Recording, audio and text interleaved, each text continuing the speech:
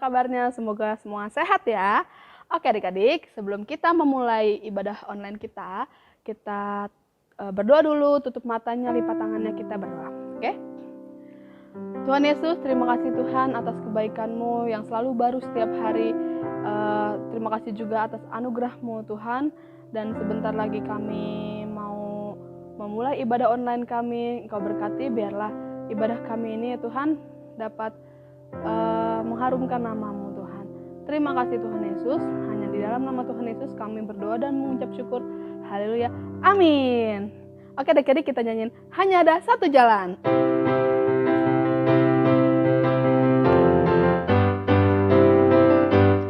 Hanya ada satu jalan yang menuju ke surga.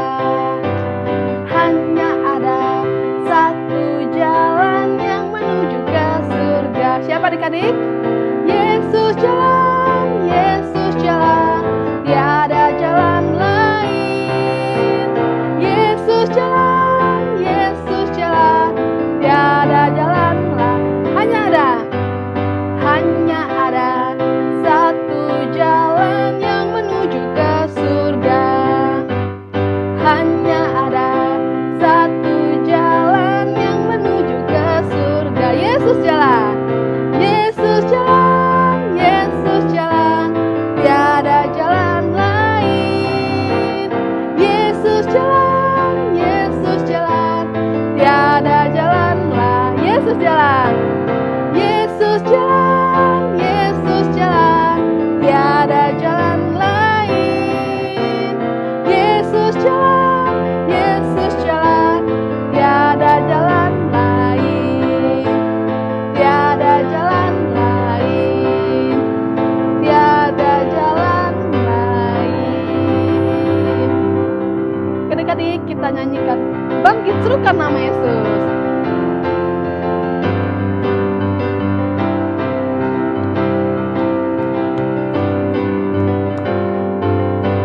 Bangkit, serukan nama Yesus. Maju, nyatakan kuasanya. Kita buat iblis gemetar, kalahkan tipu dayanya. Dengan kuasa namanya. Bangkit, serukan nama Yesus. Bangkit, serukan nama Yesus. Maju, nyatakan kuasanya. Kita buat apa? Kita buat iblis gemetar, kalahkan tipu dayanya.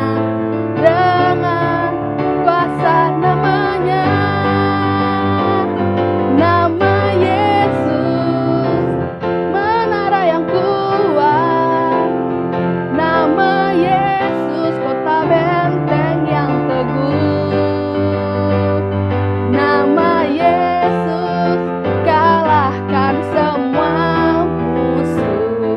Nama Yesus, di atas segalanya. Nama Yesus, nama Yesus, menara yang kuat. Nama Yesus, kota benteng yang teguh. Nama Yesus, kalahkan semua musuh. Nama Yesus, di atas segalanya.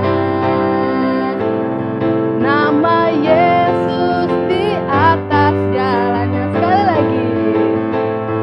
Nama Yesus, di atas segalanya. Oke adik-adik, sekarang kita mau mendengarkan firman Tuhan. Kita semuanya fokus.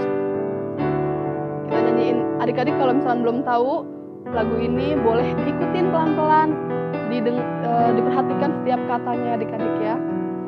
Semuanya sikap berdoa, kita nyanyiin lagu ini.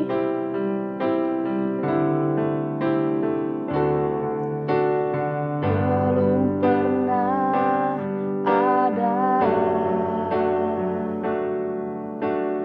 kasih di dunia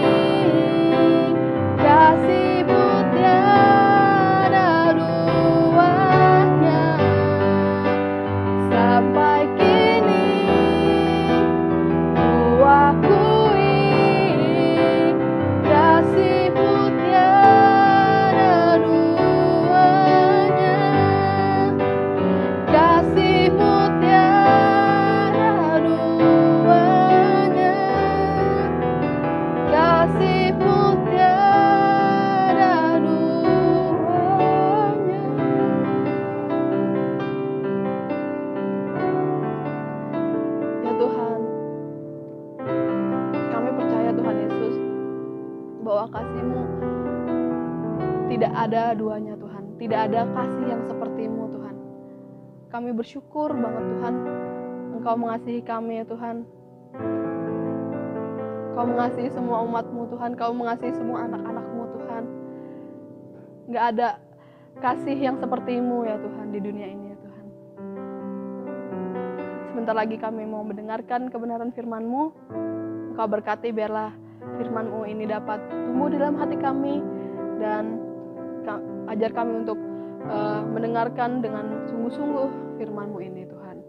Terima kasih Tuhan Yesus. Hanya di dalam nama Tuhan Yesus kami berdoa dan mengucap syukur. Haleluya. Amin. Selamat mendengarkan firman Tuhan.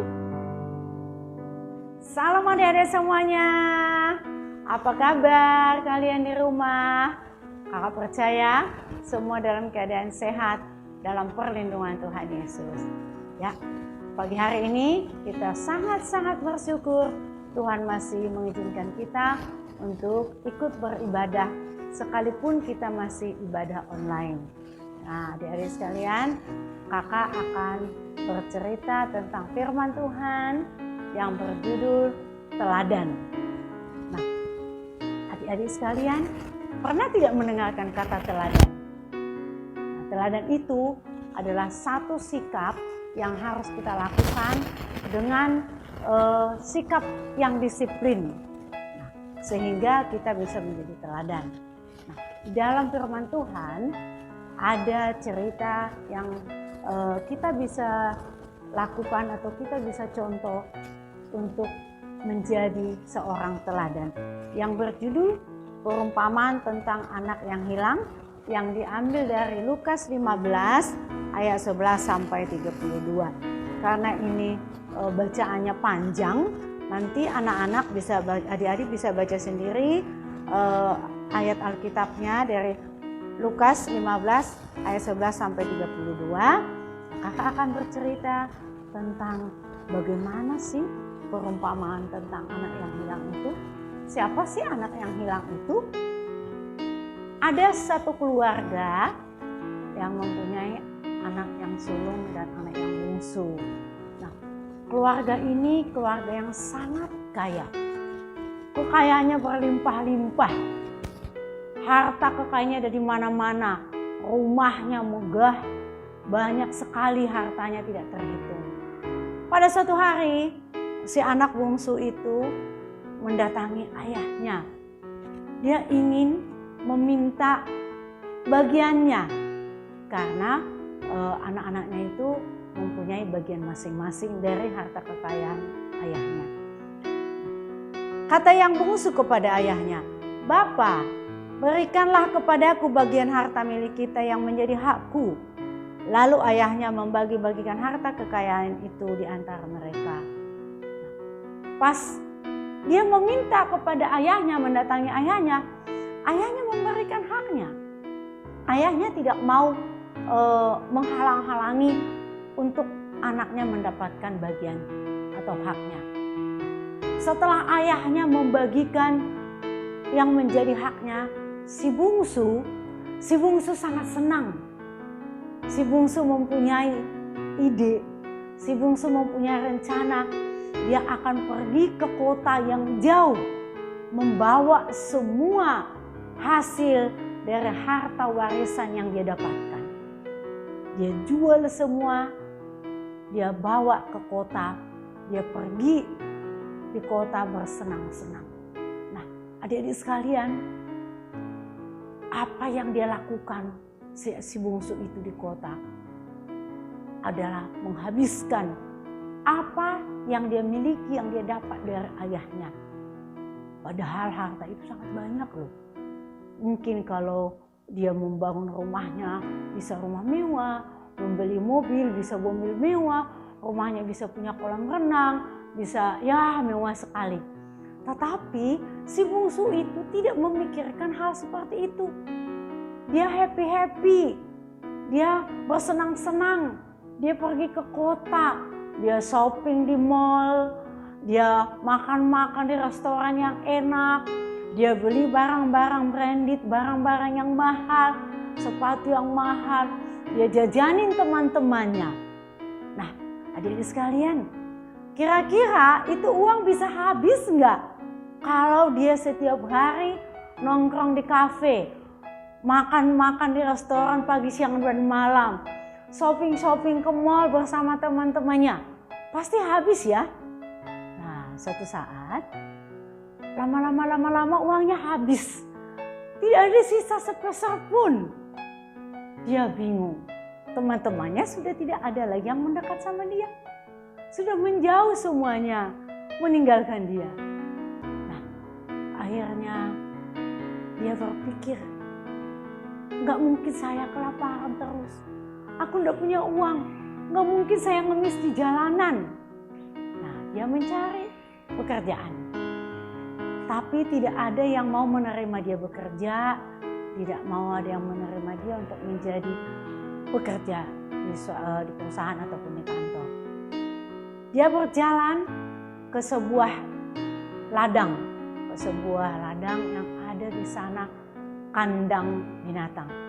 Dia menemui pemilik kandang binatang tersebut. Dia ingin bekerja untuk memberi makan makanan hewan yang ada di kandang tersebut.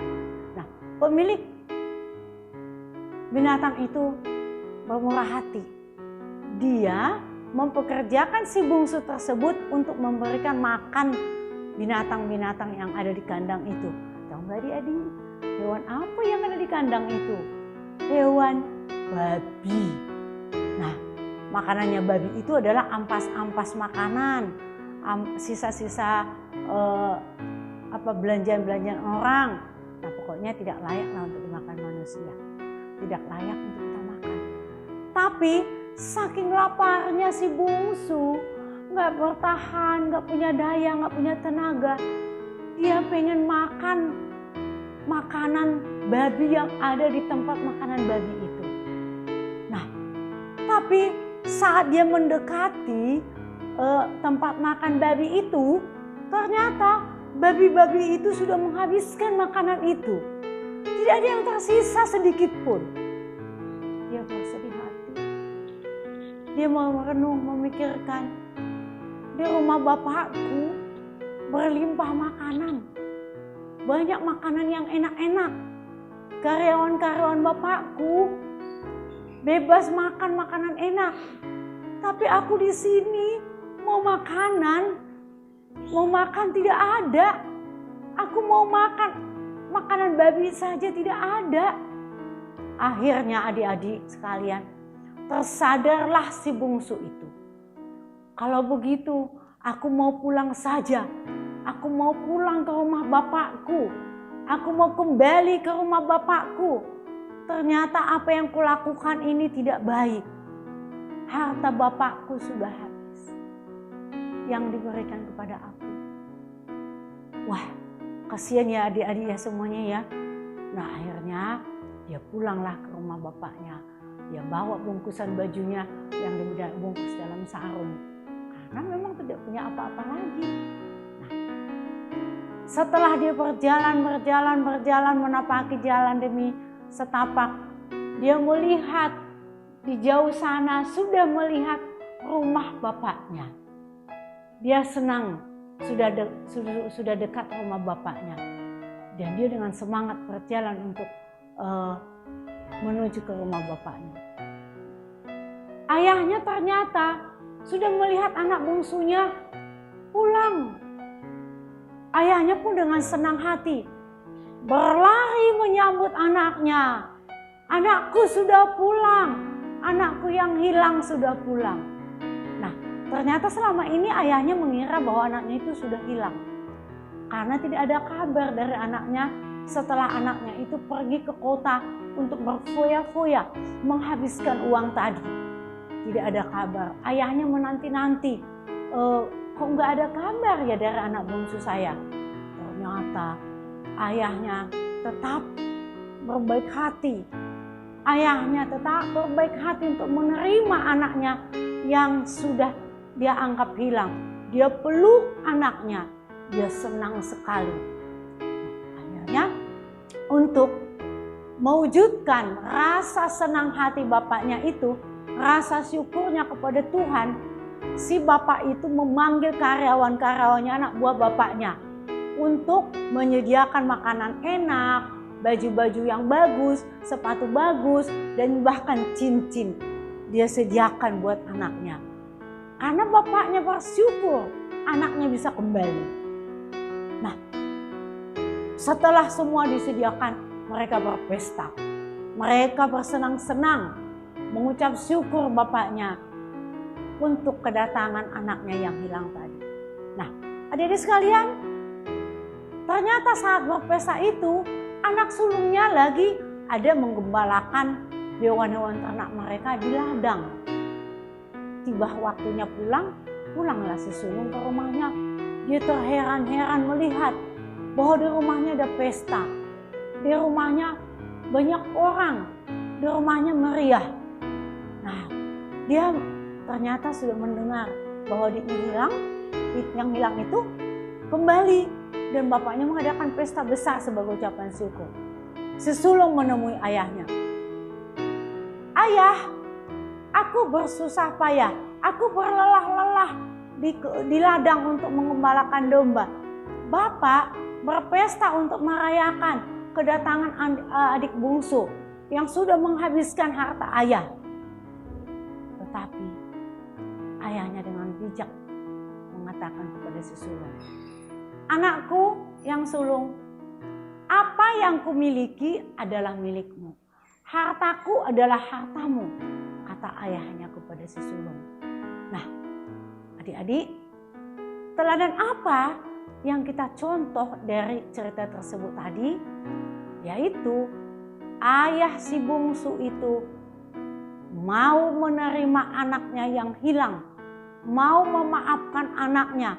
Walaupun memang secara manusia pasti seorang ayah akan marah kalau anaknya menghabiskan hartanya, yang dimana itu mungkin untuk masa depannya. Tapi satu hal yang kita teladani dari si bapak itu, tidak marah, tetapi dia mengucap syukur akan kembalinya anaknya. Nah, anak-anak, adik-adik sekalian, artinya di sini yang digambarkan adalah kasih Yesus kepada kita anak-anaknya. Saat kita menjauh dari Tuhan, saat kita lari dari Tuhan, saat kita melupakan Tuhan, Tuhan tidak pernah mau meninggalkan kita. Saat kita kembali lagi datang kepada Tuhan, tangan Tuhan terbuka untuk menerima kita, mengampuni kita, memaafkan kita. Saat kita mau minta ampun, minta maaf kepada Tuhan, dan kita jangan mengulangi kembali. Nah, adik-adik sekalian, kakak percaya melalui firman Tuhan pagi ini, adik-adik sekalian pasti diberkati dengan kebenaran firman Tuhan, yaitu mau datang kepada Tuhan minta ampun. Ya, adik-adik sekalian, terima kasih untuk adik-adik sekalian sudah mengikuti ibadah online hari ini. Kakak akan membagikan untuk ayat hafalan adik-adik semuanya yang akan dihafalkan untuk minggu depan supaya adik-adik terbiasa. Oke. Ayat hafalannya adalah Lukas 15 ayat 24. Sebab anakku ini telah mati, akan menjadi hidup kembali. Ia telah hilang dan didapat kembali. Adik-adik sekalian, dihafalkan nanti untuk minggu depan ayat hafalannya. Kita berdoa untuk mengakhiri ibadah kita pada pagi hari ini. Bapa dalam surga, Bapa yang kami sembah di dalam nama Tuhan Yesus Kristus, kami sungguh mengucap syukur Bapa atas kebaikan-Mu bagi setiap kehidupan kami dan juga adik-adik kami sekolah minggu yang berada di rumah. Terima kasih Tuhan untuk cerita firman Tuhan pagi hari ini. Kiranya Tuhan memberkati adik-adik semuanya. Mereka boleh melakukan firman Tuhan supaya hidup adik-adik kami diberkati dan menjadi berkat bagi banyak orang dimanapun mereka berada. Terima kasih ya Tuhan untuk kebaikan-Mu, kasih-Mu yang selalu melimpah dalam kehidupan kami dan juga adik-adik kami di rumah. Berkati Tuhan kesehatan adik-adik kami semua, sekolahnya, dimanapun mereka berada Tuhan, biarlah mereka menjadi anak-anak terang. Terpuji-pujilah nama-Mu Bapa. Kami berdoa dan mengucap syukur hanya di dalam nama Tuhan Yesus. Yesus Kristus. Haleluya. Amin. Terima kasih adik-adik semua. Sampai jumpa. Tuhan memberkati. Dadah.